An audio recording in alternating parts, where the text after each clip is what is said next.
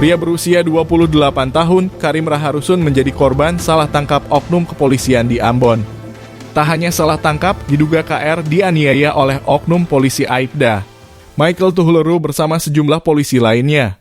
Penganiayaan dilakukan selama 4 jam, yakni dari pukul 01.00 waktu Indonesia Timur hingga pukul 05.00 waktu Indonesia Timur pada Sabtu 18 November 2023. Kejadian tersebut berlangsung di pos PRC dan SAR Ditshabara Polda Maluku yang berlokasi di Jalan Sultan Hasanuddin, Kecamatan Sirimau, Kota Ambon. Ayah korban, Buang Raharusun, saat ditemui tribunambon.com di kediamannya menegaskan bahwa anaknya tidak bersalah.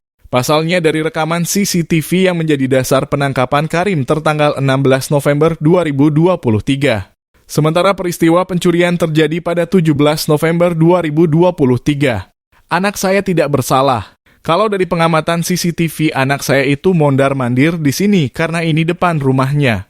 Tapi itu CCTV tanggal 16 sementara tanggal 17 kejadian pencurian itu. Ungkap Raharusun. Selasa 21/11/2023. Diberitakan sebelumnya warga Batu Merah berinisial KR 29 tahun diduga dianiaya oknum polisi patroli reaksi cepat Polda Maluku.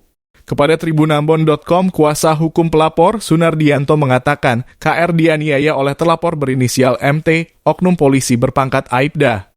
Kejadian berlangsung di pos unit patroli reaksi cepat di Jalan Sultan Hasanuddin, Kecamatan Sirimau, Kota Ambon, Sabtu 18 November 2023. Dugaan penganiayaan itu juga disaksikan oleh sejumlah polisi lainnya. Usai dianiaya, KR pun dibiarkan pulang setelah dijemput keluarganya.